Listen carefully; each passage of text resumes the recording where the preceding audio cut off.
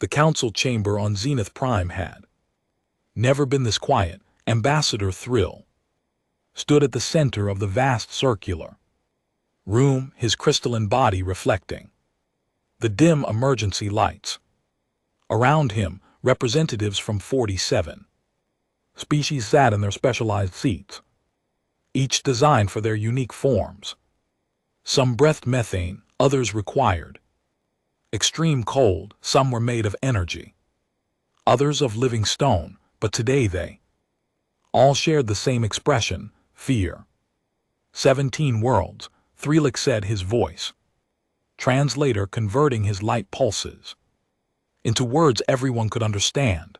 In just 3 months, 17 colony worlds have been completely consumed. A hologram appeared above the center platform. It showed a beautiful planet with blue oceans and green continents. Then the image changed.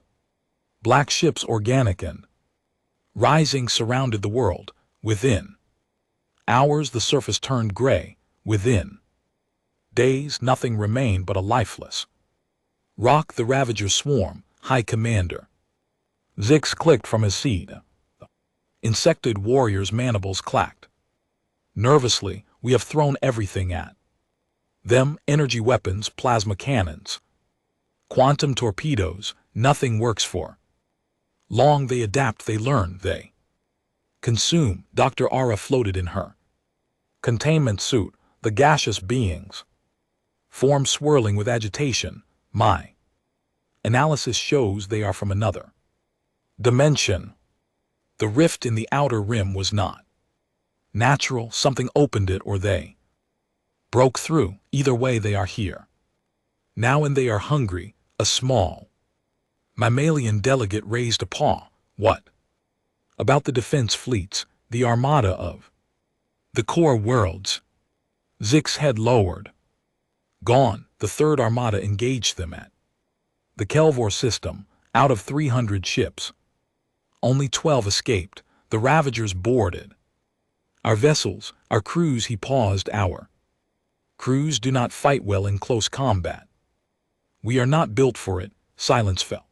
Again, it was true. Most council species had evolved on peaceful worlds. They had achieved space travel through cooperation and intelligence, not through conflict. War was something they studied, not something they lived. Then, what do we do? Someone asked. Run, hide, wait to die. THRS touched a control panel. There is one option, a desperate one. Another hologram appeared, showing the galactic map. Thousands of green dots represented council worlds. Red dots showed the Ravager advance, but there were also yellow dots scattered throughout the galaxy. These are uncontacted species, THRLix explained. Races we have observed but not approached. Some are not ready, others are. He hesitated. Too dangerous. Dangerous? Dr. Ara pulsed forward. Dangerous how? They come from what we classify as death worlds, planets. Survival itself is a daily battle. High gravity, toxic atmospheres, extreme weather, abundant predators. Post council species would die within hours. On such worlds, a reptilian delegate hissed. And you want to contact these savages? Ask them for help. They probably lack faster than light travel. Some do have it, Throws admitted. Primitive versions, but functional. More importantly, they have something we lack. They know how to fight. They evolved fighting. The chamber erupted in argument. Some delegates refused to consider it. Others were desperate enough to try anything. Thrix let them argue for several minutes before raising all 6 of his limbs for silence. I propose we send a distress call to all species in our database, including the quarantined ones. Let them decide if they want to help, and if they decide to attack us instead. The reptilian asked. Then we face the same fate we face now. Thrill said quietly but faster, a vote was called. It passed by a narrow margin. Dr. Yara was tasked with preparing the message and the list of recipients. As the chamber emptied, she approached THRS. There is one entry I must show you, she said, pulling up a file. The header read, SESI 7842. Terran designation, humanity status. Quarantine, death, world extreme. THRLix read through the file, his crystalline form dimmed with each line. The planet these creatures called Earth was a nightmare, gravity 30% higher than standard, an atmosphere so rich in oxygen it would make most species dizzy or sick, tectonic plates that constantly shifted, causing earthquakes, weather patterns that could kill in minutes, oceans filled with salt and predators, and everywhere creatures that existed only to kill and eat other creatures. And the humans, THR asked, they are the apex predators, Dr. Ara said. Not the strongest, not the fastest, but the most persistent. They evolved as pursuit hunters. They chase prey for days until it collapses from exhaustion. They sweat to cool their bodies, allowing them to run in heat that would kill their prey. They have binocular vision for tracking. They can throw objects with incredible accuracy. They can eat almost anything organic, even things that are poisonous, because their bodies are so good at filtering toxins. And their society violent. Their entire history is warfare. They have killed billions of their own kind in conflicts. They created weapons that can destroy their entire planet. They have diseases that killed millions. They have survived ice ages, meteor strikes, volcanic super eruptions. They terraformed their own planet to suit their needs. Ambassador, they are the most dangerous species in our database. Threlix was quiet for a long moment. Include them in the message. Are you certain? No, but we are out of options. Dr. Ara prepared the distress call. It was simple and direct. It explained the threat. It asked for help. It provided coordinates. It promised nothing because the council had nothing to promise. The message was encoded in mathematics, the universal language. It was broadcast on every frequency. It was sent through every communication method known to the council. And then they waited 3 days. Passed. A few responses came in. Uncounted species confused by the message, others too far away to help. One species agreed to send a small support fleet, though it would take months to arrive. Then on the 3rd day, a new signal reached Zenith Prime. Dr. Ara was the first to detect it. Origin point made her containment suit flicker with shock. Throws, she called. We have a response from the Sol system. The ambassador rushed to the communication center. The humans. What do they say? The message was in their language, but the AI translated it. Instantly, it was brief. Message received, assistance en route. Hold position, United Earth Space Command. Threlix felt his form grow cold.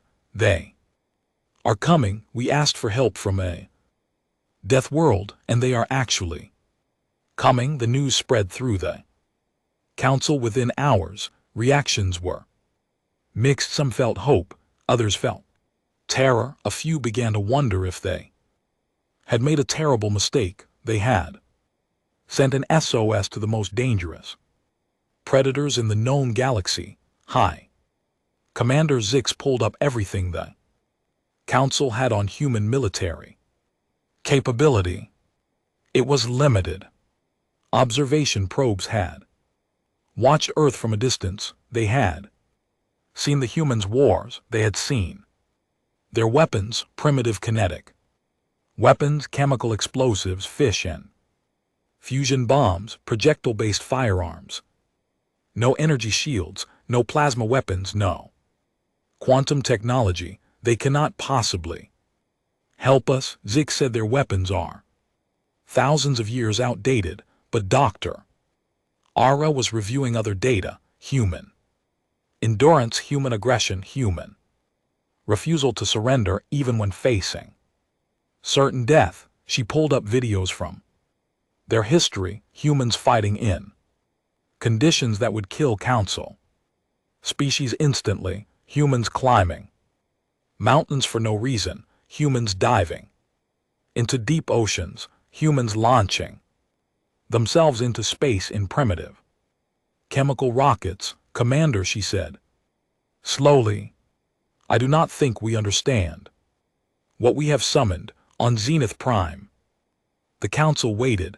The Ravager swarm was advancing, and somewhere in the darkness of space, the Deathworlder fleet was coming. The question was no longer if they would arrive. Question was, what would happen when they did? The message appeared on every screen in Earth's orbital station at exactly R347 hours. Lieutenant Kim Torres was monitoring routine communications when her console lit up with signal she had never seen before. Mathematical patterns, prime numbers, binary sequences that resolved into images. Sir, she called to the watch. Commander, you need to see this. Within minutes, the entire command center was crowded around her station. Within an hour, the message had been forwarded to Geneva Orbital, to the United Earth Space Command Headquarters, to every government on the planet. Within 3 hours, the world knew humanity was not alone. Admiral Sarah Chen stood in the Situation Room, staring at the translated message on the main screen. Around her, military officers from every nation argued in a dozen languages. The translator struggled to keep up. It could be a hoax, someone said. It could be a trap, another argued. It could be our first contact with alien life, Chen said, her voice cutting through the noise, and they are asking for help. The room quieted. Everyone turned to look at the Admiral. She was a small woman, barely 5 feet tall, but she commanded attention. Her face bore scars from the Mars Rebellion, when colonists had fought for independence. She had led the peace negotiations that ended the war. She understood both combat and diplomacy. Show me the images again, she ordered. The screen displayed the holograms the aliens had sent. Worlds consumed by black organic ships, fleets destroyed, populations gone, and at the end coordinates, a location far beyond human space, but not impossibly far. How long to reach those coordinates? Chen asked. Captain Marcus Webb, standing at his station, ran the calculations. With our newest FTL drives, approximately 3 weeks. That assumes we push the engines hard and take the direct route through some unstable regions of space. Unstable how? High radiation, gravity anomalies. Routes our survey ships avoid because they are dangerous. Chen nodded slowly. If we go, how many ships can we send? Webb pulled up the fleet roster. The 3rd Fleet is currently in dock for resupply after exercises. That's 48 ships, including the new dreadnought Indomitable. The 5th Fleet is on patrol in the outer system. Another 37 ships. The 2nd Fleet could be recalled from the Jupiter stations. That's 62 more, so approximately 150 ships. Yes, ma'am, though compared to the alien fleet shown in these images, we would be significantly outnumbered and outgunned. The room erupted in argument again. many urged caution. Humanity had just achieved reliable, faster-than-light travel only 20 years ago. They had colonies on Mars, Europa, and Titan, but they were still a single system species. Going to an alien war zone could be suicide, or Chen said. Quietly, we could do nothing, stay here. Stay safe and hope these ravagers, after consuming their galaxy, never find us. An AI construct flickered to life on one of the screens. Athena, the strategic warfare AI, had been running probability models. Admiral Athena said in her calm synthetic voice, based on the expansion rate shown in the alien data, if the Ravager swarm is not stopped, they will likely discover Earth within 14 to 18 months. Human space is not hidden. Our radio signals have been broadcasting for over 2 centuries. We are visible. The room went silent. So we fight them there, Chen said, or we fight them here. I prefer fighting them there. The debate continued for hours. It went up to the Earth Council, the global government formed after the Mars rebellion. Politicians argued. Scientists urged caution. Military commanders were divided, but in the end, a simple fact decided the vote. Humanity had nowhere to run. Earth was their only home. If the threat was real, ignoring it meant eventual extinction. The vote passed. Humanity would respond to the alien distress call. Admiral Chen was given command of the mission. She immediately began preparations. Captain Webb and the Indomitable would serve as her flagship. The combined fleet would depart in 72 hours. The announcement was broadcast worldwide. Reactions were mixed. Some called it humanity's finest moment, reaching out to help unknown aliens. Others called it insanity, risking human lives for strangers. Protests formed in major cities. Religious leaders debated what it meant for humanity's place in the universe. But in military bases around Earth and across the solar system, men and women reported for duty. Marines loaded equipment, engineers prepped ships, pilots ran simulations. Humanity was going to war on the Indomitable. Captain Webb walked through the hangar bay inspecting his ship. The Dreadnought was the newest in the fleet, built with human engineering at its finest. Heavy armor plating made from titanium ceramic, composites, rail guns that could fire projectiles at a fraction of light speed, nuclear missiles with yields measured in megatons, point defense systems with thousands of rounds per minute, and close quarters weapons, because humans plan for boarding actions. Beautiful, isn't she? A voice said. Webb turned to see Admiral Chen approaching. She ran her hand along the whole plating. 30 cm of armor, Webb said. Redundant systems throughout. She can lose half her modules and still fight. And the crew, 2,300 personnel.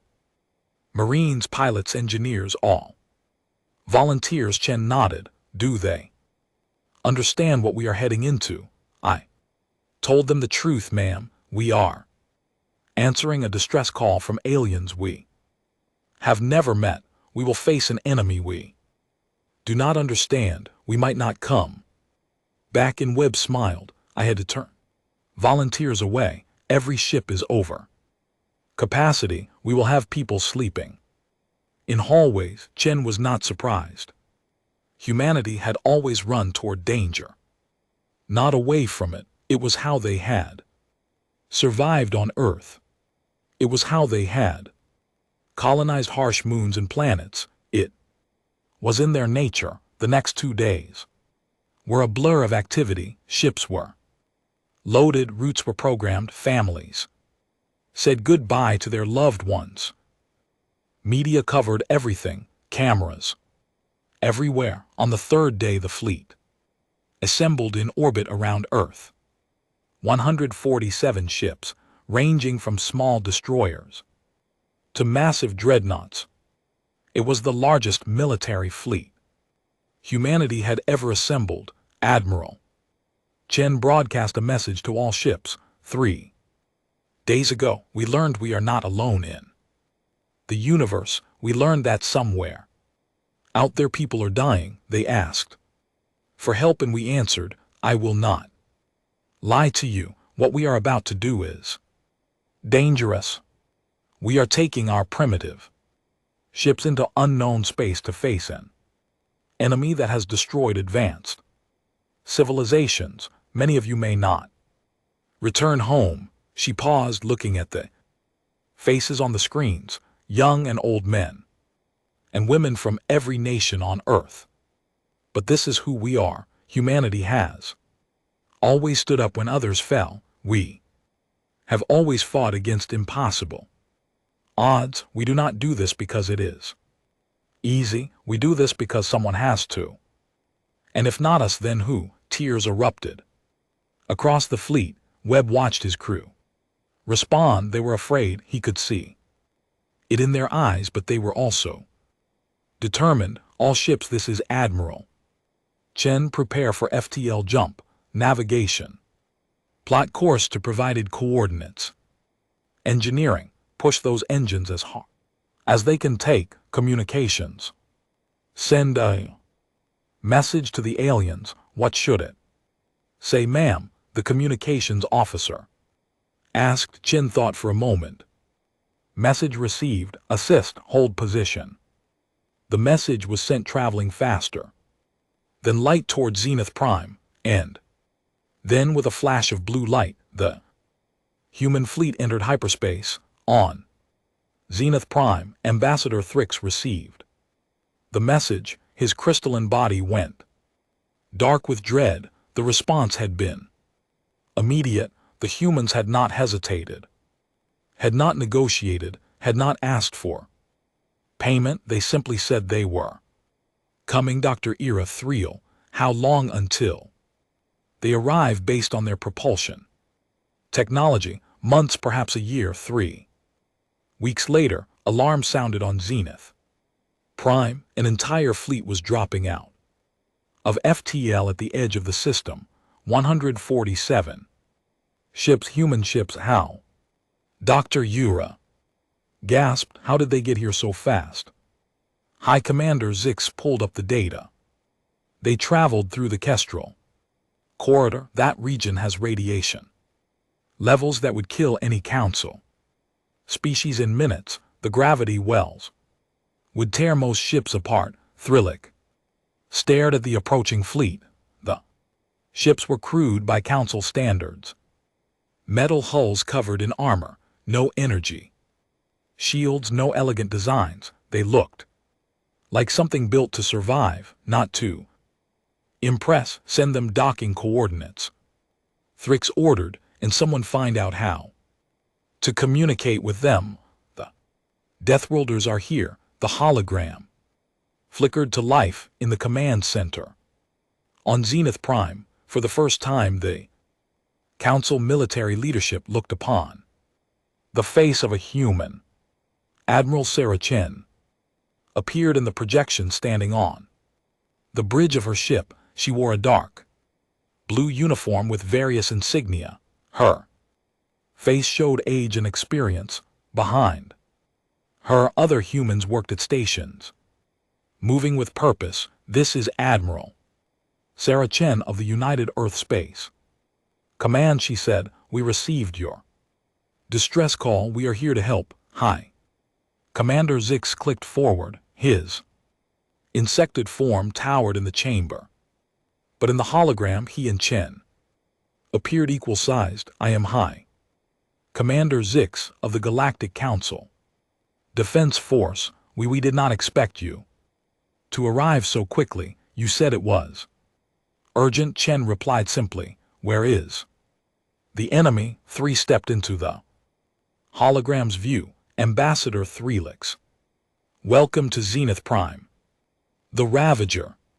Swarm is currently 3 systems away at Corvin. They are consuming the colonies. There, our remaining fleet is trying to hold them back, but he did not finish the sentence. Show me, Chen said. Tactical display appeared between them. Red symbol showed the Ravager position. A small cluster of green symbols showed the Council fleet. The humans studied it silently. Your fleet has only 42 ships remaining at that position, Captain Webb observed from behind Chen. According to your data, you started with over 300.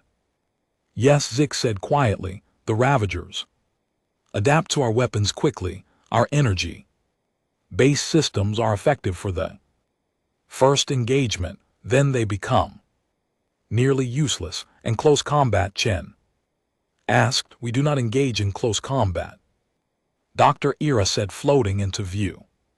Our species are not built for physical confrontation. When they board our ships, we cannot stop them. Chen exchanged glances with Webb. The human officers appeared to be communicating silently. Finally, Chen nodded. We will proceed to Corvin immediately, Chen said. Our fleet is ready for combat. Zik's mandibles clicked nervously. Admir, I mean no offense, but I must be direct. Your weapons appear to be kinetic-based projectile weapons. We used such technology thousands of years ago. They will not be effective against Commander. Chen interrupted, her voice firm but not angry. We came 3 weeks through space that your species considers lethal. We did not do that to run away from a fight. Trust that we know what we are doing. The hologram ended. The council leader stood in silence. They are going to get themselves killed, Zik said. Those primitive ships against the Ravager swarm. It will be a massacre, perhaps, THR said, or perhaps we are about to learn why one does not challenge a species from a death world. The human fleet arrived at the Corvin system 18 hours later. What they found was chaos.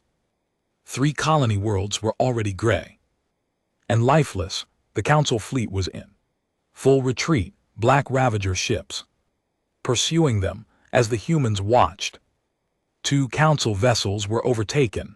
The organic enemy ships latched onto them like parasites. Within minutes, the Council ships went dark. All ships battle stations. Chen ordered deploy for defensive formation Alpha 7. Protect those Council vessels. The human fleet moved into position, placing themselves between the retreating Council ships and the pursuing Ravagers. The Ravagers, sensing new prey, changed course. Dozens of the organic ships broke off and headed toward the humans. On the Council flagship, Commander Zix watched in horror. They are going to be slaughtered. Those humans do not even have shields. But then the human ships opened fire. Rail guns launched Ferris projectiles at hypersonic speeds. Tungsten rounds tore through Ravager hulls like paper. Nuclear missiles streaked across space, detonating brilliant flashes. The Ravagers, which had adapted to energy weapons, had no defense against simple kinetic force. 6 Ravager ships were destroyed in the first salvo. 8 more were crippled. The swarm hesitated, something the Council had never seen before. They are effective, Dr. Ara whispered, watching the engagement. More Ravagers approached, this time spreading out. They attempted to surround the human fleet, but the human ships maneuvered aggressively, not retreating but advancing. They chased individual Ravager ships, firing constantly. Point defense systems threw up walls of metal, shredding any Ravagers that got too close. One group of Ravagers managed to breach the perimeter. 20 organic ships. Descended on a human destroyer, they latched onto the hull and began burning. Through, the Indomitable is moving too. Assist 6 observed. No, Dr. Ira said. Her form swirling, look closer. The destroyer is not calling for help. Inside the destroyer, alarms blared. Hull breach on decks 3 through 5. A voice reported, they are inside the ship. Marines, you are cleared to engage, the captain ordered calmly. Weapons free, in the corridors of the ship. Human Marines in powered armor took position. They carried weapons that would have seemed ancient to the Council, rifles that fired metal bullets, shotguns loaded with explosive rounds, magnetic accelerator weapons, and for close-range blades and impact weapons. The Ravagers burst through the hull. They were hideous creatures, all teeth and claws and writhing tentacles. They had consumed millions across dozens of worlds. They were perfect killing machines adapted from countless species. They had never faced humans. The Marines opened fire, the corridor filled with noise and flame. Ravagers fell. Their organic bodies torn apart by the hail of metal. Those that survived the initial barrage charged forward only to meet humans in hand-to-hand combat. The Council species would have been torn apart, but humans were different. They were pursued predators from a death world. Their bones were dense and strong. Their muscles were reinforced by evolution on a high-gravity planet. Their ancestors had hunted Megapona to extinction using only stone tools and persistence. A Marine grabbed a Ravager by its limb and slammed it into the wall with enough force to crack the creature's carapace. Another Marine fired a shotgun at point-blank range, the explosive rounds turning the enemy into pulp. A third used a blade cutting through Ravager flesh with trained precision. On Zenith Prime, Dr. Yara watched in stunned silence. They are fighting hand to hand. They are winning hand to hand. Impossible. Zix breathed. Nothing fights the Ravagers in close combat and survives. Humans do, THR said quietly. Because on their world, everything fights in close combat. The battle lasted 4 hours. When it ended, the Ravagers retreated for the first time since they had entered this dimension. They ran from an enemy. Human casualties were significant. 7 ships destroyed, 15 damaged, over 3,000 dead. But the Ravager losses were catastrophic. Over 200 ships destroyed, hundreds more damaged. The swarm had been broken. Admiral Chen opened a communication channel to the Council fleet. Commander Zix, are your ships still operational? Zix took a moment to respond. Yes, Admiral, thanks to you we survived. Good, regroup with our fleet. We need to discuss tactics. Admiral, I must apologize. I underestimated your capabilities. Chen's expression did not change. Commander, you sent a distress call to every species in your database. That shows wisdom, not weakness. You were desperate enough to ask for help from a species you feared. That takes courage, but our weapons are so much more advanced. Advanced does not mean better. Chen interrupted. Different enemies require different solutions. You adapted to one type of warfare. We adapted to another. Together we are stronger. A new alarm sounded. Dr. Ara's voice came through, panicked. Admiral, Commander, long-range sensors are detecting massive movement. The main Ravager swarm is on approach. I am reading. She paused, recalculating. Over 10,000 ships. The channel went silent. 10,000 Ravager ships against less than 200 Council and human vessels combined. The battle they had just won was nothing compared to what was coming. Captain Webb looked at Chen. Admiral Chen stared at the tactical display. She thought of Earth, her home world. She thought of the billions of humans living their lives unaware of the threat lurking in the dark. She thought of her crew who had volunteered, knowing they might not return. Send a message to all ships, Chen said. Human and Council both. Tell them the swarm is coming. Tell them this is where we make our stand. Tell them. She paused, then smiled grimly. Tell them welcome to the fight. The fleet began preparations.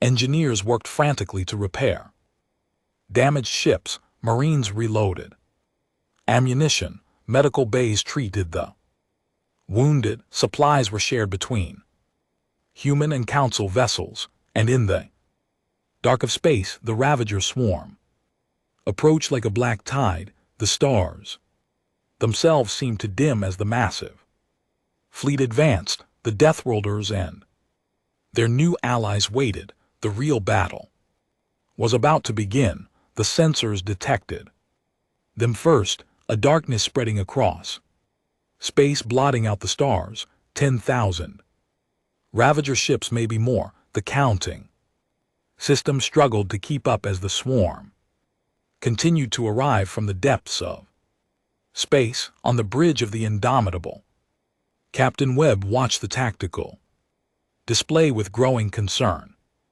Admiral, at current count, we are outnumbered 50-1.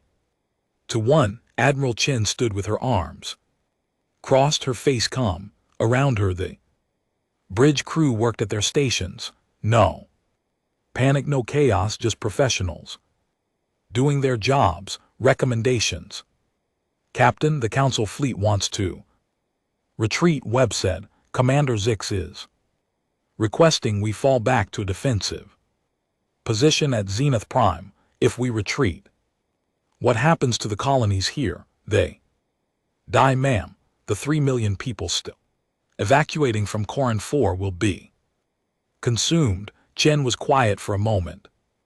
She thought of her own world, Earth. She thought of what humanity would want her to do. The answer was clear. Signal to all ships, Chen said. We hold this line. No retreat. The communications officer hesitated. Ma'am, the Council ships tell Commander Zix that we are staying. He may do as he wishes with his fleet, but humanity stands here. The message was sent on the Council flagship. Zix received it with a mix of shock and shame. The humans with their primitive ships and weapons were willing to die to protect Council citizens. His own instinct was to run to preserve his forces, but how could he retreat when these Deathworlders stood firm? Signal to all Council ships, Zix ordered. We will stand with the humans. Formation. Defensive wall. Protect the evacuation transports. Dr. Ara floated beside him. Commander, this is suicide. We cannot win against these numbers. No. 6 agreed, but perhaps we can buy time. Perhaps we can save those civilians. And perhaps the humans know something we do not. On the Indomitable, Chen was organizing the human fleet. All capital ships formed the center line. Destroyers on the flanks. When they come, I want concentrated fire on their largest ships. Do not waste ammunition on small targets. Captain Webb, prepare. The Tunguska Protocol. Webb's eyes widened. Admiral, that protocol is for last resort only. The radiation, I am aware of the consequences. Captain, prepare it anyway. The Ravager swarm entered weapons range. The organic ships moved like a school of fish, flowing around obstacles, coordinating without visible signals. They began to accelerate toward the human council. Defensive line, all ships opened fire. Chen ordered, the battle began. Rail. Guns fired, their projectiles crossing millions of kilometers in seconds. Nuclear missiles streaked forward, their drives pushing them to incredible speeds. Point defense systems activated, creating barriers of metal and fire. The Ravagers came on. They had learned from the previous engagement. They spread out more, making themselves harder targets. They used their smaller ships as shield. For the larger ones, they adapted their approach vectors to minimize exposure to the railgun fire, but they could not adapt to the sheer volume of fire. The humans produced hundreds of ships, firing thousands of rounds every second. The space between the fleets became a death zone of flying metal and nuclear fire. Ravager ships died by the dozens, but there were so many for everyone. Destroyed, 10 more took its place. Swarm began to envelope the defensive lines surrounding it from all sides. They are trying to encircle us, Webb reported. Let them, Chen said. All ships. Contract formation, weapons fire in all directions. The human and council ships pulled into a tight sphere. They became a fortress in space, firing outward every direction. The Ravagers pressed in, taking losses but gaining ground. Council ship, the Aurora's Pride, took too many hits. Its hull buckled. Ravager boarding pods attached to it like leeches. Within minutes the crew was fighting hand to hand in the corridors. But they were not alone. A human destroyer, the Samson, pulled alongside. Marines in powered armor used magnetic boots to walk across the vacuum of space. They breached the council ship's hull and joined the fight inside. Dr. Ira watched on the sensors. They are sending their people to save ours. Why? Because they can, said, watching from Zenith Prime, and because they believe it is right. The battle raged for hours. Human ships took damage but continued fighting. The Indomitable lost its forward rail gun batteries, so it rotated to bring the rear guns to bear. When those ran low on ammunition, it used missiles. When the missiles were depleted, it used point defense guns as primary weapons. Captain Webb coordinated his crew with calm efficiency. Engineering, I need power to weapons. Life support can drop to minimum, sir. Minimum life support means the crew will be breathing thin air and freezing, then pass out heated suits and oxygen masks. Webb replied, we need those weapons online throughout the ship. Crew members worked in temperatures barely above freezing, wearing emergency gear, their breath visible in the cold air. But the weapons kept firing. A Ravager capital ship, larger than any they had seen before, pushed through the swarm. It headed directly for the Indomitable. The organic vessel was covered in weapons, each one dripping with the same black material that formed the ship's hull. Admiral, that ship is targeting us, Webb reported. I see it, Chen said. All ships in range focus fire on that target. 20 human ships concentrated their weapons on the massive Ravager. Railgun rounds tore into its hull. Missiles exploded across its surface, but it kept coming. The damage they inflicted was not enough. Ma'am, it is going to ram us, the tactical officer said. Chen made a decision. All hands brace for impact. Engineering, transfer all power to forward shields. Captain Webb, activate the Tunguska Protocol. Authorization. Chen 77 Echo. Webb's hands moved across his console, deep in the Indomitable's armory. Antimatter containment systems activated. It was humanity's most dangerous weapon, something they had hoped never to use, Tunguska armed web. Reported, calculating optimal detonation. Point, the Ravager capital ship was. Seconds away, its shadow fell across the Indomitable. Crew members grabbed onto anything they could. Some whispered prayers. Others simply held their positions, ready to die doing their duty. Fire, Chen ordered. Anti-air missiles launched from the Indomitable and 4 other nearby human ships. Missiles flew into the heart of the Ravager swarm, into the densest concentration of enemy vessels, and then matter met antimatter.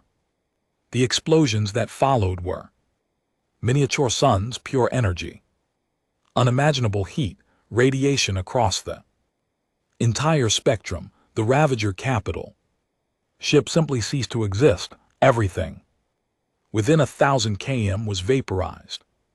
Instantly, the shock wave expanded outward, shattering hundreds of smaller Ravager ships like glass, but the radiation was enormous. Several human ships were caught in the effect, shields overloaded, holes heated to dangerous levels.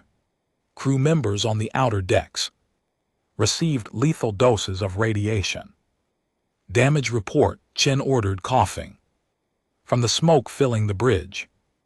Multiple systems offline, Webb reported. Casualties throughout the ship, but we are still operational. The Ravager swarm reeled from the attack. They had lost over 1,000 ships in seconds. The massive antimatter explosions had torn a hole through their formation, and for the first time, the Ravagers hesitated.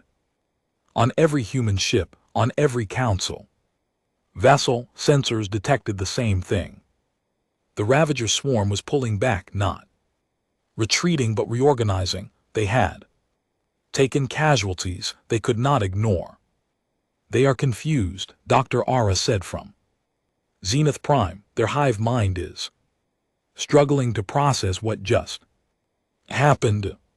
They have never faced weapons like this. Commander Zix watched in amazement. The humans used weapons that damaged their own ships. They accepted radiation that would kill many of their crew just to hurt the enemy. Welcome to war against a Deathworld species, Threelix said quietly. They understand acceptable losses in ways we never will.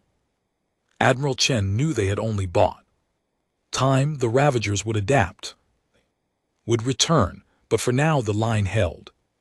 All ship status report, Chen ordered. Casualties, damage, ammunition remaining. The reports came in over 3,000 humans dead, 15 ships destroyed, almost every vessel damaged, ammunition at critical levels. The Tunguska protocol had cost them dearly in radiation, sickness and system failures, but they had survived, and the Ravagers had retreated. Admiral Webb said quietly, we cannot survive another attack like that. I know, Chen replied. Signal to Commander Zix, we need to combine our strategies, his energy weapons and our kinetic weapons together. We need to coordinate or we will die separately. As the crew worked to repair damage and treat the wounded, Chen looked at the tactical display. The Ravager swarm was out there in the dark, thinking, adapting they would return, and when they did, humanity and the Council would face them together. The battle was not over, it had only just begun. 3 months had passed since the battle at Corvin. The Ravager swarm had retreated through their dimensional rift, leaving behind only wreckage and dead worlds. The war was over, but the galaxy would never be the same. The Galactic Council convened in their grand chamber on Zenith Prime. Every seat was filled. Representatives from all member species watched as Ambassador Threelix stood at The center platform, beside him, projected in hologram, stood Admiral Sarah Chen, members of the council.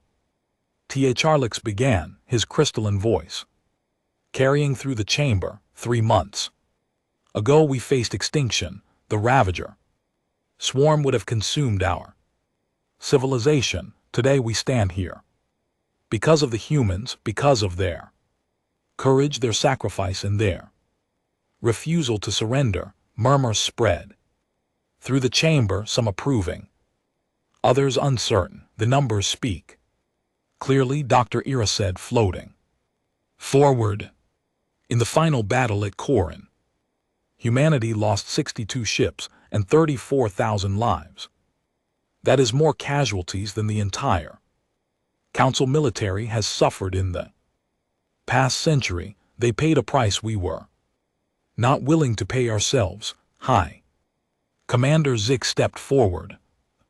Insected warrior looked different now. His mandibles did not click nervously.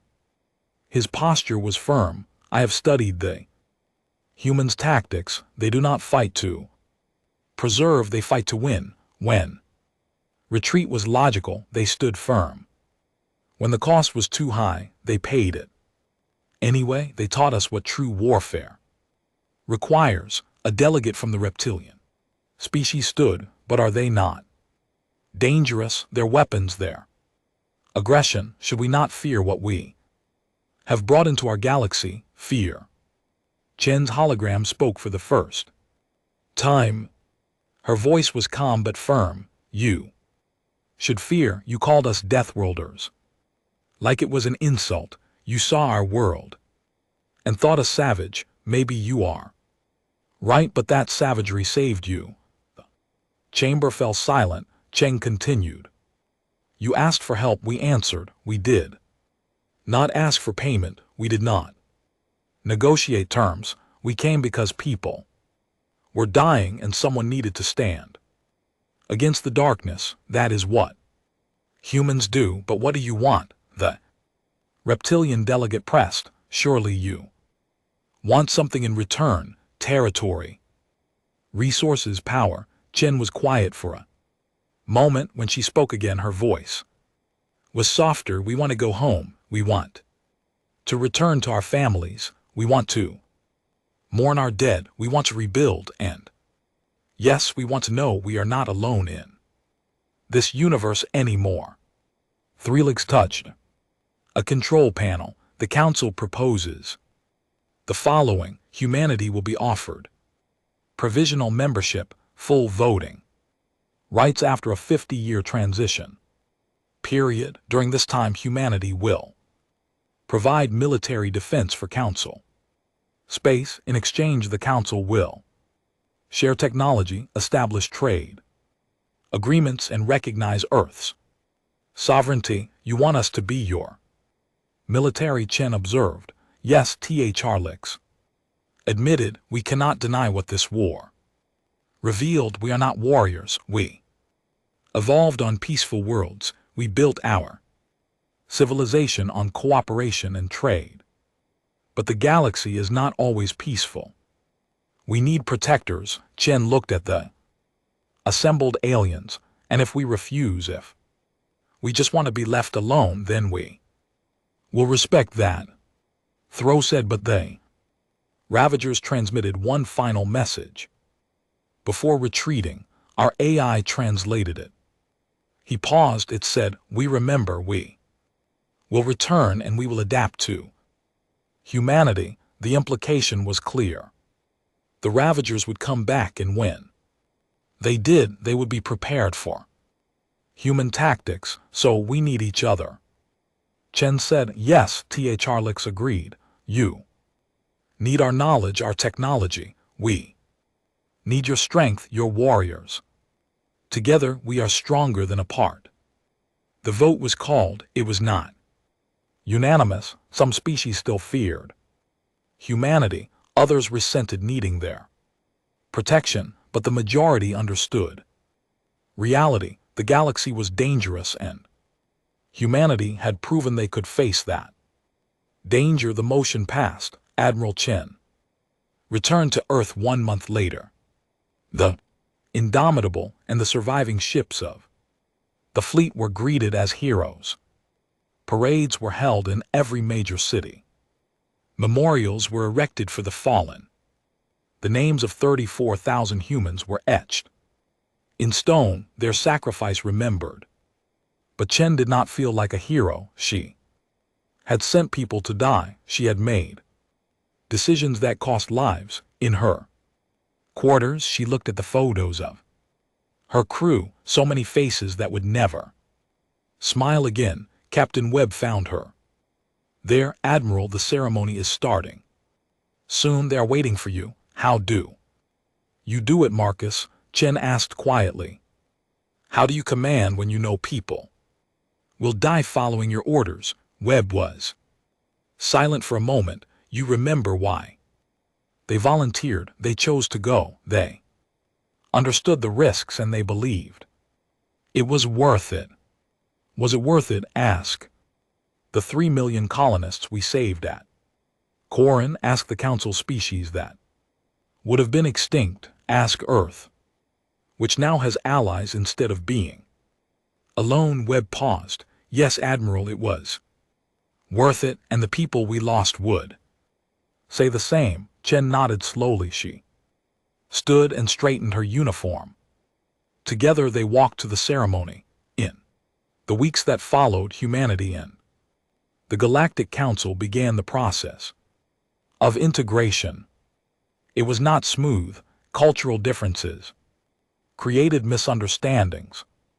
Some humans resented being seen as soldier. Some council species struggled to trust the violent Deathworlders, but slowly bridges were built. Human engineers worked with council scientists, learning new technologies. Council traders opened markets to human goods.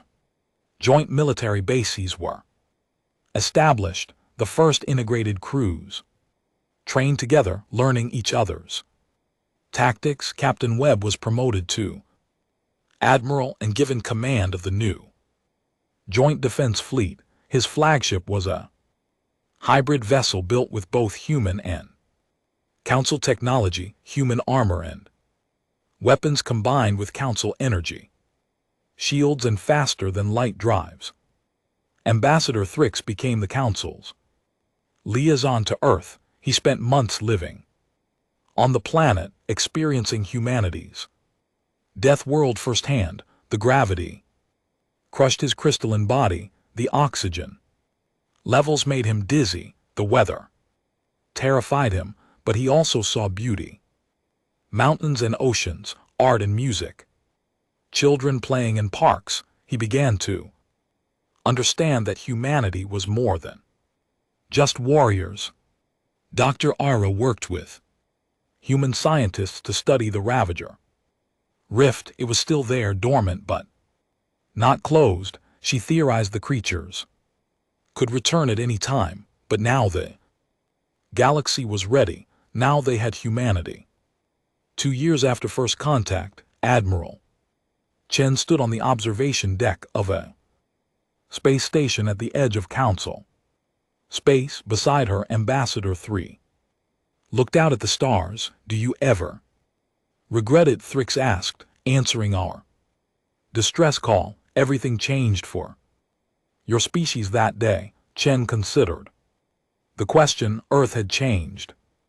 Humanity was no longer alone, no longer isolated. They had allies but also responsibilities. They had gained knowledge but lost innocence. No, Chen finally said, before we were just one species on one world, wondering if we were alone. Now we are part of something larger. Yes, there are dangers. Yes, there will be more fights, but we face them together now. The other council members still fear humans. Harlix admitted. They see your strength and worry what you might do with it. Fear is not always bad, Chen replied. Respect and fear can look similar. As long as we prove we can be trusted, fear will turn to respect. And if the Ravagers return, Chen smiled grimly, then they will find out what a galaxy of united species can do. They adapted to Council technology.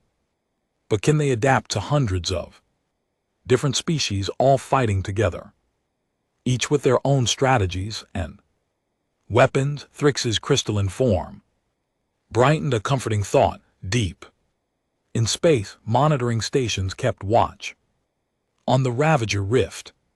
Human and Council crews worked side by side, alert for any sign of renewed threat. The galaxy had been given a warning. The Ravagers would return, but when they did, they would not face a divided galaxy of peaceful species. They would face something new, something that had never existed before.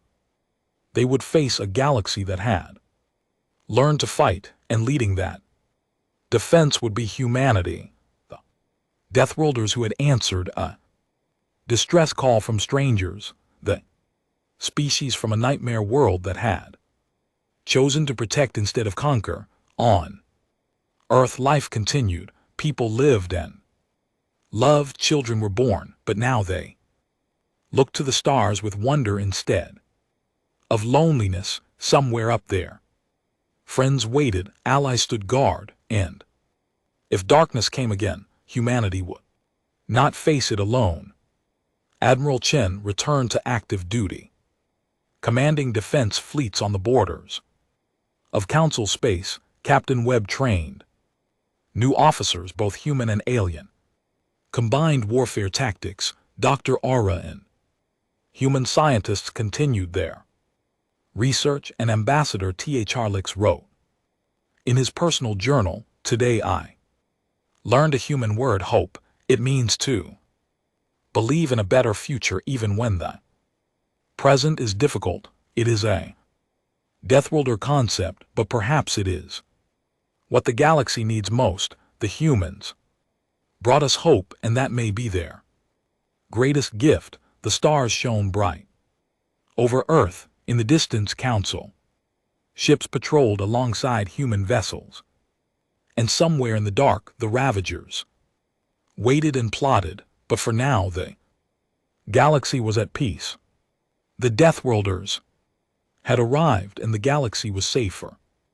For it, the question was no longer whether humanity belonged among the stars. The question was how the galaxy had survived so long without them.